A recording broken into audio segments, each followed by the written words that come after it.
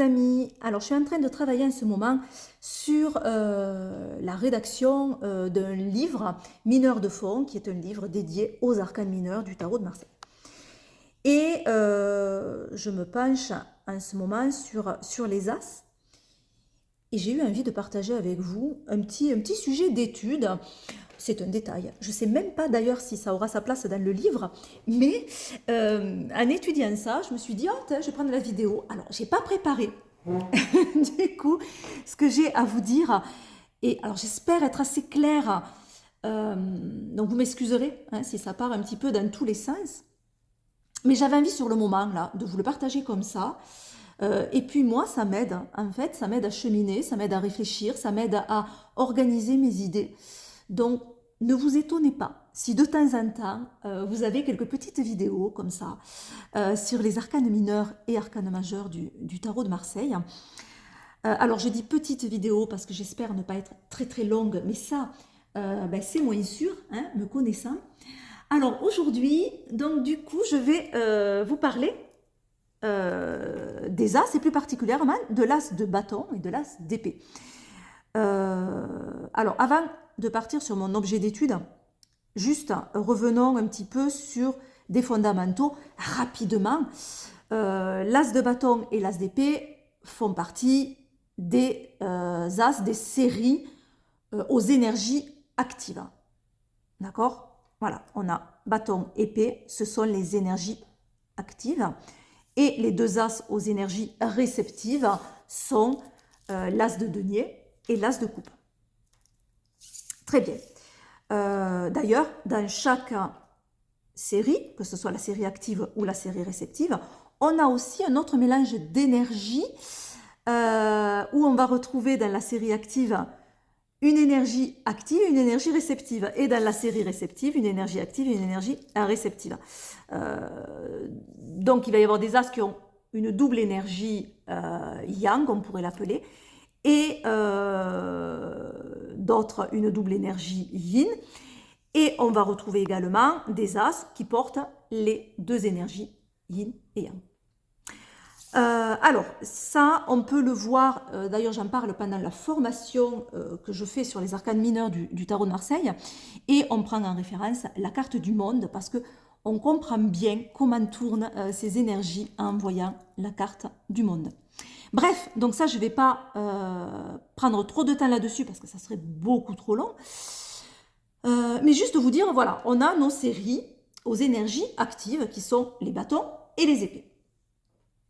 Le but, moi, de ma formation et de mon livre, du coup, c'est de comprendre ce qu'on interprète, de comprendre ce qu'on lit, de comprendre les significations que l'on donne aux cartes. C'est vraiment ça le but, de trouver du sens et de l'intégrer. Et pour ça, il faut le comprendre, il faut le voir. Et on peut voir énormément de choses dans nos arcanes mineurs. Et je me dis que si on le voit, on l'intègre. Plutôt que faire un livre où il va y avoir toutes les significations possibles de la carte, en se disant, bon, voici les significations générales, voici les significations si la question porte sur l'amour, voici les significations si la question porte sur le travail, voici les significations si on veut faire un travail de guidance ou d'introspection, voici la signification si on veut, etc., etc. Plutôt que de faire ça, parce que du coup, alors oui, on a un bon référentiel avec beaucoup de choses, mais comment on l'intègre? Comment on le fait vivre en nous, ça? Comment on le retient? En l'étudiant par cœur, c'est pas possible. Étudiant par cœur, on va le retenir, allez, 1 mois, 2 mois, 3 mois. Au bout de 6 mois, déjà, il y aura plus de la moitié qui sera effacée. Donc ça sert à rien, ça sert vraiment à rien. Donc moi, l'objet, que ce soit de la formation ou du livre, c'est pas d'avoir 50 000 significations que peut nous dire une carte, c'est plutôt de voir la signification qu'elle peut nous dire. Et les liens, vous êtes capable de les faire si vous comprenez en fait. Si je vous donne une énergie générale, vous allez pouvoir dire, au niveau du travail, ça va certainement dire ça, et au niveau de l'amour, ça va certainement dire ça. On peut coller après et faire des liens. C'est beaucoup plus facile. Donc du coup, que ce soit ma formation ou que ce soit le livre, on va retrouver des significations des cartes, bien sûr, mais ensuite, on va voir comment on peut voir ces significations-là sur la carte? Qu'est-ce qui fait que cette carte va dire ça? Comment je le vois? Comment je l'intègre? Et c'est ce qui va être intéressant, en fait, à faire. Voilà, bon, bref, je m'écarte un petit peu du sujet, mais c'est pour bien comprendre. Donc moi, je me base pas mal, pas que sur ça, hein, mais sur ça également, sur les illustrations, sur ce que je vois dans la carte. Ce qui est intéressant aussi, c'est de faire des liens avec l'énergie. Par exemple, cette carte me fait penser à tel objet. Pourquoi? Qu'est-ce que ça m'amène de me dire ça? De me dire, par exemple, aussi, cette carte me fait penser à tel personnage de telle série ou d'un roman ou d'un film, ou à un membre de ma famille, ou etc., etc. Et comme ça, on fait des liens, on intègre plus facilement. On peut regarder aussi les euh, liens qu'on peut faire avec nos arcanes majeurs, parce qu'ils sont intéressants, ces liens. Si on connaît les arcanes majeurs, on va retrouver des notions, du coup. Donc forcément, dans tous les as, hein, que ce soit les as de la série active ou réceptive, hein, tous nos as, on va retrouver l'énergie des arcanes majeurs de la série 1. Quelles sont la série 1 des arcanes majeurs? C'est le battleur, et c'est également la force. Donc, le battleur et la force vont être importants, elles vont être importantes, ces cartes, pour bien comprendre de façon générale l'énergie de nos as. Le battleur, on va avoir cette énergie du commencement. Il est tout feu, tout flamme. Ce battleur, il déborde de potentiel, il déborde d'énergie. Il a envie, il se lance. Alors, il n'a pas encore toute l'expérience, il n'a pas encore toutes les connaissances, mais il y va, il cherche, il expérimente, il teste. Sur l'arcane de la force, c'est un petit peu différent. Ici, le 1, il a appris à canaliser l'énergie brute. Le lion, là, il n'est pas combattu, il est intégré, il est apprivoisé. Là, on a ce 1 qui s'exprime, en fait. Donc, leur point commun, c'est une énergie première, une énergie vitale, une énergie qui va de l'avant. On a beaucoup cette idée de faire dans ces cartes. D'ailleurs, on voit les deux mains des deux personnages. Donc intéressant quand on voit les mains. Les mains, c'est l'action, c'est le faire. Qu'est-ce que je fabrique avec mes mains? Qu'est-ce que je fais? Qu'est-ce que j'initie? Et d'ailleurs, dans nos as actifs, on voit également des mains, et c'est pas pour rien. Hein. Donc, ici, on a cette notion de faire, d'action que l'on fait avec les mains.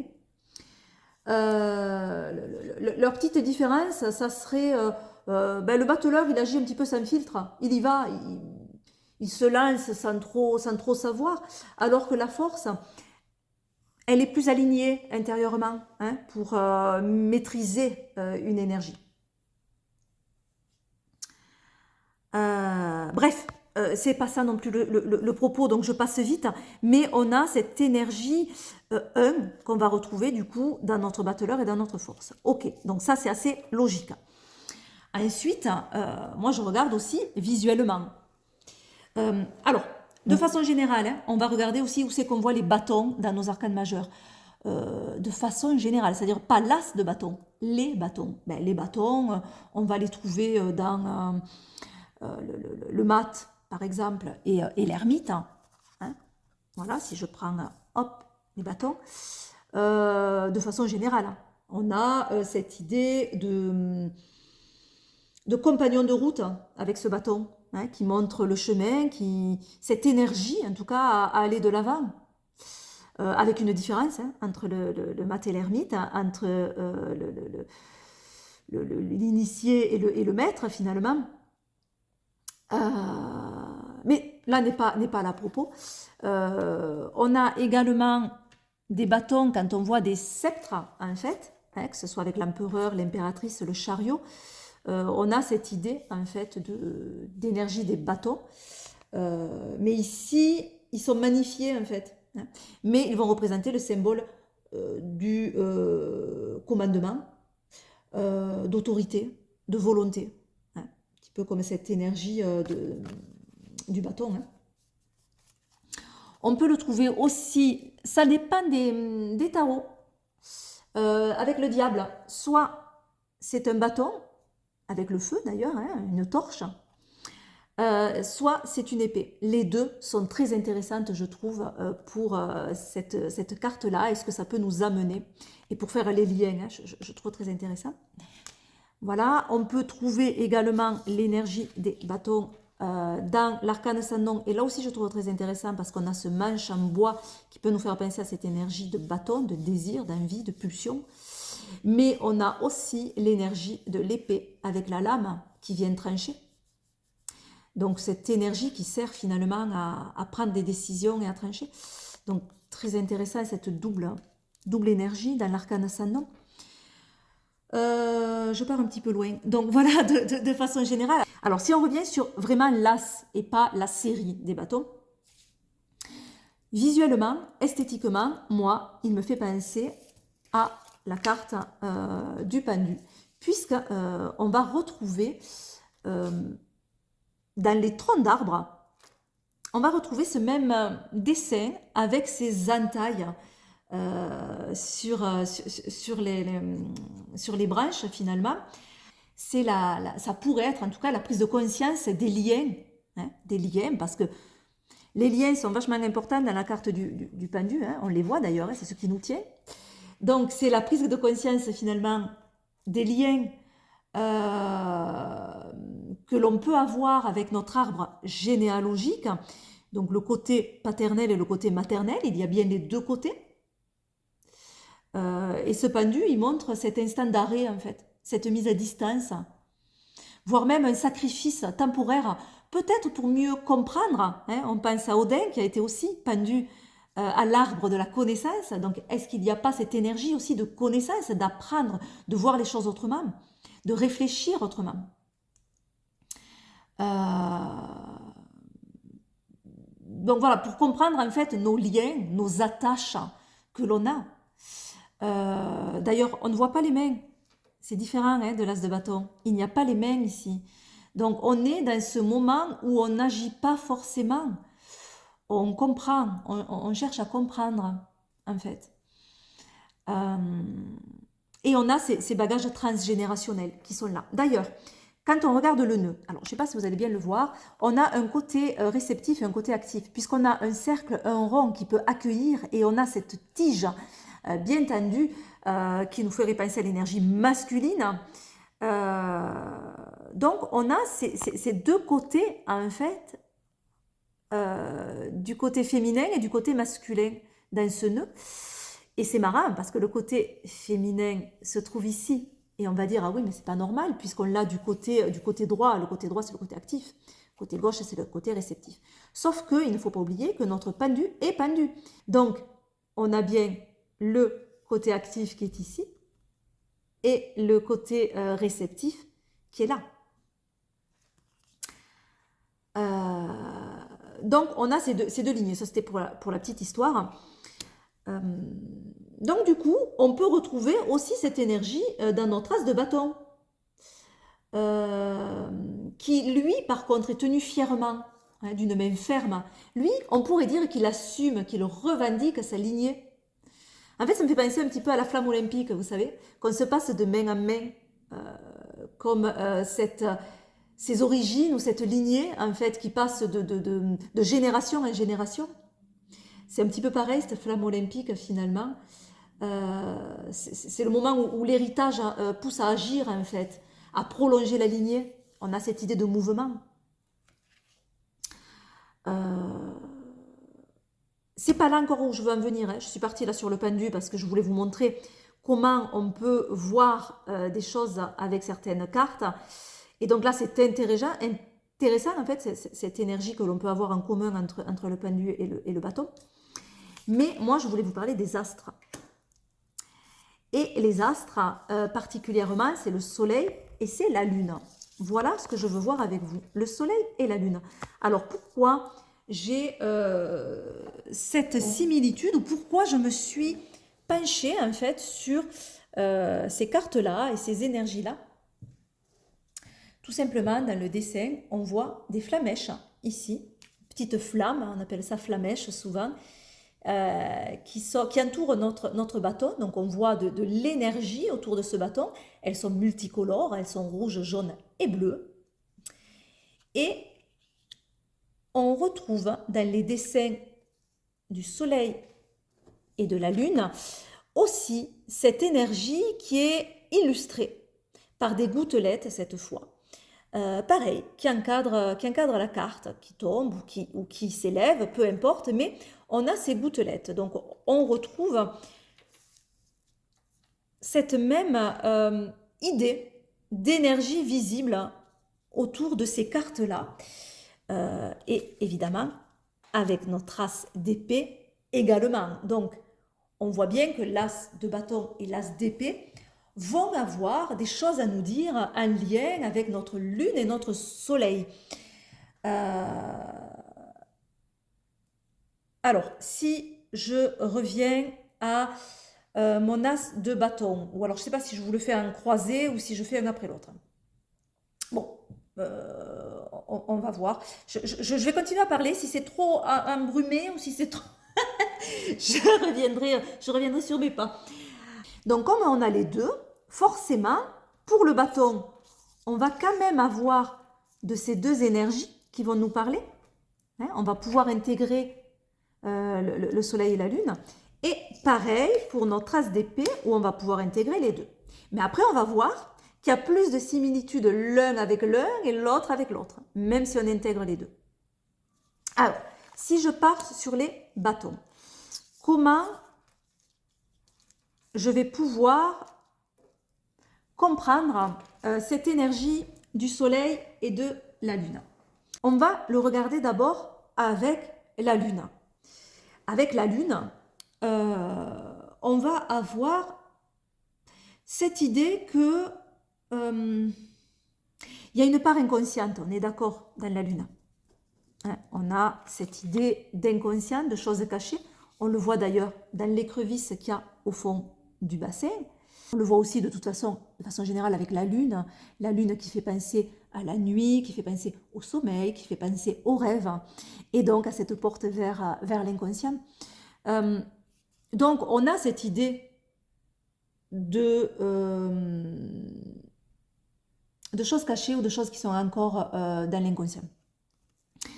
Avec l'as de bâton, on a moins de choses cachées avec cet as, mais on a quand même une idée d'instinct, quelque chose qui est fait de façon instinctive, de choses qui sont faites de façon pulsionnelle. On a les pulsions dans cette carte. Donc, on peut y voir, pas le côté caché, mais le côté qui n'est pas conscientisé. C'est-à-dire que parfois, nos réactions passent pas forcément par le conscient et elles sont plus réactives. Vous savez, ces réactions qui nous permettent aussi de rester en vie, finalement. Donc on a ça avec cette énergie de bâton qui va être très, très brute, en fait, et cette idée d'instinct et de pulsion. On a aussi, dans cette créativité du bâton, l'imaginaire de la lune, qui peut être très important et qui peut être très intéressant. Donc on peut avoir aussi ce côté d'imaginaire qui permet la création.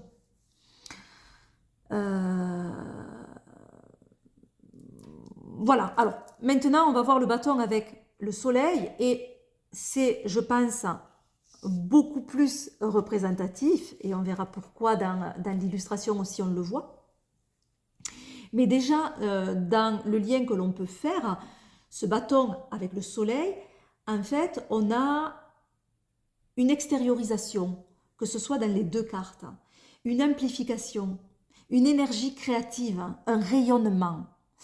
On le voit, ce rayonnement, cette énergie créative, cette amplification. Quand on regarde notre bâton, on voit qu'il va en grandissant, en s'amplifiant. Il est évasé, ce bâton.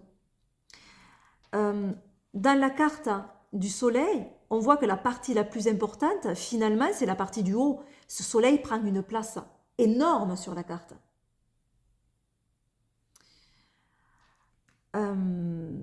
Donc on voit bien que ça s'étale. Hein, il y a une extériorisation qui se fait.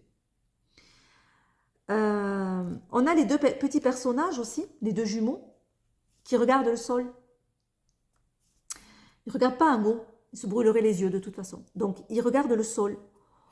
Donc on pourrait dire que on a une action active vers la terre. Ça va parler à ceux qui ont fait la formation avec moi, parce que je parlais des bâtons qui sont une série active vers la terre. La terre, c'est le côté yang, donc c'est une double énergie yang finalement.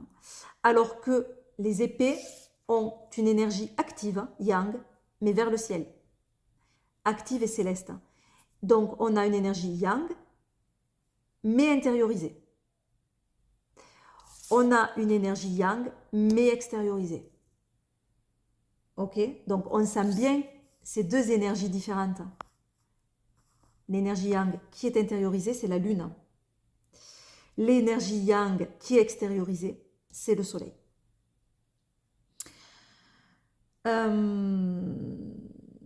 Qu'est-ce que je voulais vous dire aussi? Donc, on se dirait, et moi j'aime bien le voir comme ça, c'est que ces petites flamèches, elles tombent, elles ne remontent pas, elles tombent, puisque c'est une énergie yang, mais qui est terrestre. D'ailleurs, dans certains tarots, je l'ai amené ou pas? Oui, je l'ai là. Alors, le Paul Marteau, édition Grimaud, voilà, hop, c'est ici. On a une différence dans les illustrations et dans les gouttelettes. Regardez bien les gouttelettes. On voit que les gouttelettes de la lune, elles remontent, alors que les gouttelettes du soleil, elles tombent. Vous voyez la différence de dessin qui est différente. Ça, je trouve intéressant. On ne le trouve pas sur tous les tarots, mais je trouve intéressant de faire la distinction. Et moi, de toute façon, même en voyant comme ça, hein, où on n'a pas cette différence de... les gouttelettes sont dans le même sens, que ce soit le soleil ou la lune, mais malgré tout, moi, je vois une différence de sens parce que tout nous attire vers le bas, ici. Les personnages qui sont bien sur Terre, les mains, les paumes qui nous montrent vraiment le bas de la carte, eux qui le regardent en bas, ils ne regardent pas en haut. On a cette idée où, hop, ça part vers le bas, cette énergie et ces rayons. Alors qu'ici, tout part vers le haut. Les chiens loups, chiens, canidés, on va dire, regardent vers le haut. On comprend que tout là se passe vers le céleste et que ces gouttelettes, d'ailleurs là, elles ont bien la forme, elles remontent vers la lune.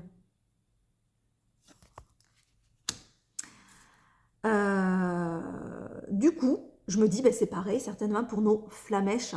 Donc, ces flamèches-là, elles doivent certainement tomber sur le sol, aller nourrir le sol, alors qu'ici, elles doivent certainement remonter vers le haut. D'ailleurs, on a cette pointe de l'épée, hein, on voit bien que l'énergie monte ici. Alors, ce que je trouve intéressant dans l'illustration, en fait, si je prends la lune et l'épée, puisqu'on a pris le soleil et le bâton et on a vu que tout simplifiait, tout devenait gros, tout était plus large. Le soleil, si je prends les deux, hop, il va vraiment sur les deux extrémités de la carte. Alors que les personnages, non, ça se réduit. Donc on a quelque chose qui, hop, est comme ça, comme notre bâton. Alors qu'ici, on a une énergie qui s'affine. Hein? Elle est large au départ et elle s'affine vers le haut. Et ici, c'est pareil, la lune est beaucoup plus petite quand on la compare au soleil. Rien à voir, elle prend très peu de place. Finalement, c'est ces loups, ces chiens qui prennent beaucoup plus de place que cette lune. Donc, c'est vrai qu'on a quelque chose, hop, qui s'amenuise. ici. On a cette idée aussi là que la main gauche, c'est la main réceptive, c'est le côté réceptif qui sort de la carte. Et ici, les canidés, on va les appeler comme ça, celui du côté gauche est dominant par rapport au côté droit. Ce qui veut nous dire quoi? Ça veut nous dire que c'est notre côté réceptif qui est plus dominant dans cette carte. Plutôt que le côté actif. Le côté actif, il faut qu'il se soumette. Et là, il est en train de se soumettre à ce côté actif. Donc là, ici aussi, on voit avec cette main qui arrive du côté gauche que le côté gauche est très important, hein, cette réceptivité. Et puis, si on regarde le dessin de l'épée, alors regardez bien, on a quelque chose qui est désaxé. Si je tirais un trait sur le côté gauche jusqu'au côté droit, ça remonte. En fait, le côté gauche remonte beaucoup par rapport au côté droit, tellement qu'on a l'impression que cette épée, elle est un petit peu...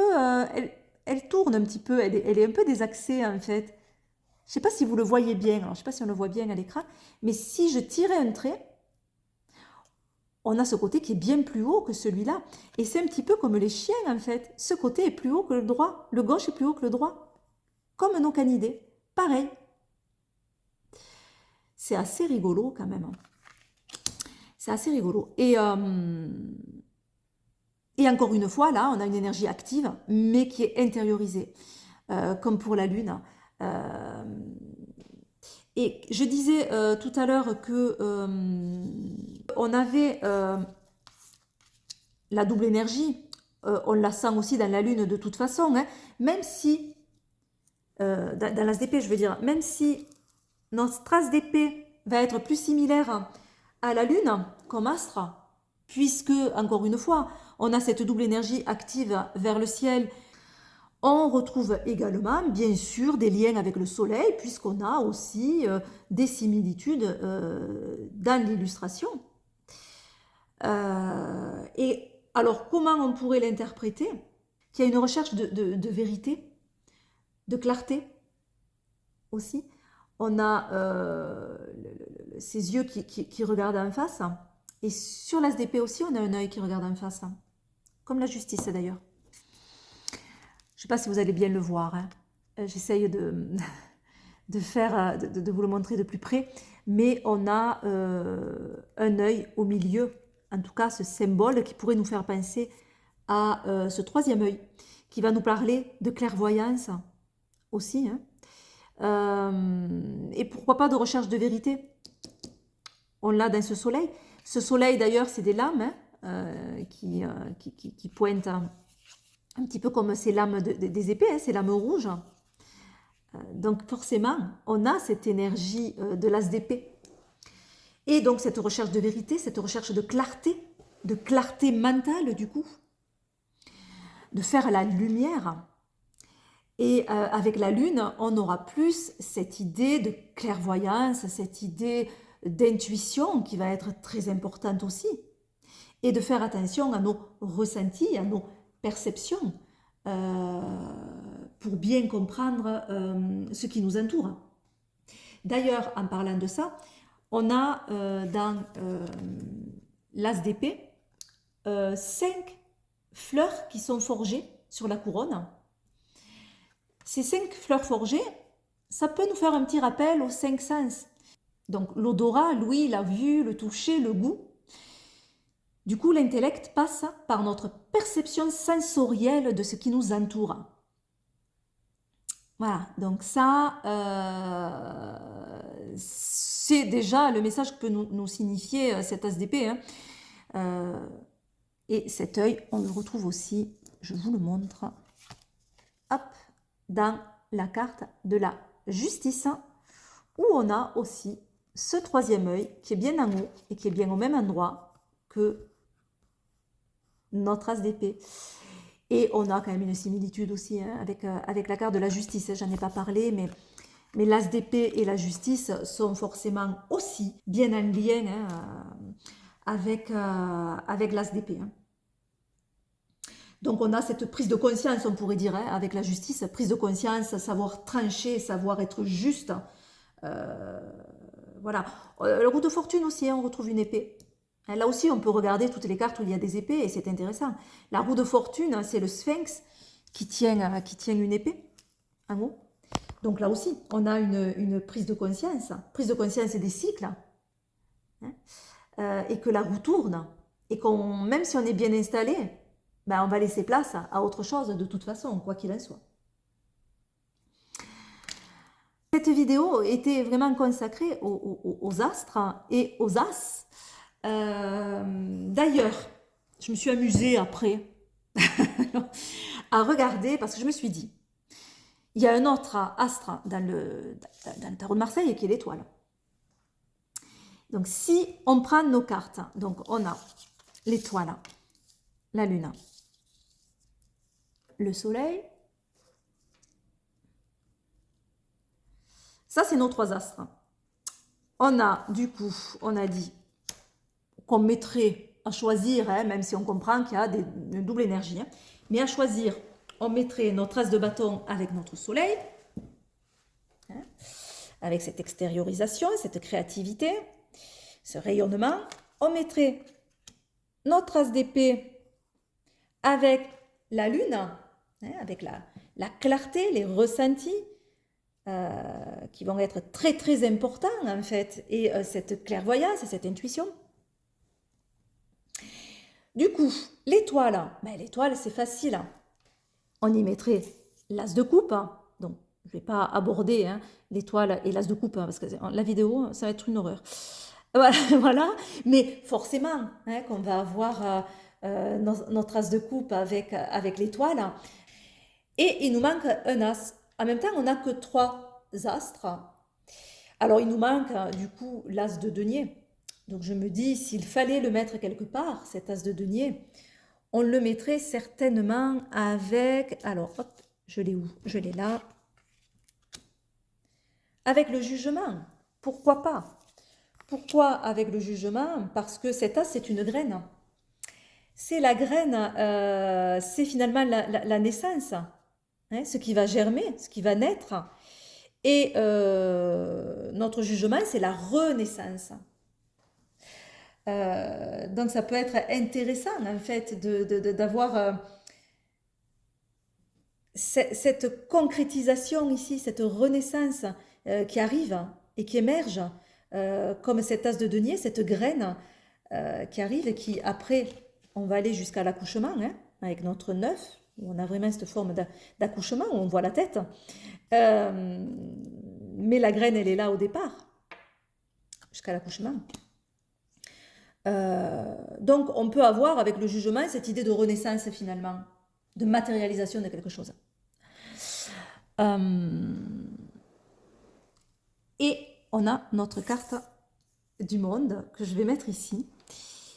Et je me disais que ce qui était rigolo, c'est que en fait, ça c'est ceux qui ont fait la formation avec moi puisque je l'aborde, on a bien le sens des arcanes majeurs comme j'aime le voir, sachant qu'on tourne à l'envers, on a bien denier, bâton, épée et coupe à travers nos cartes de la fin.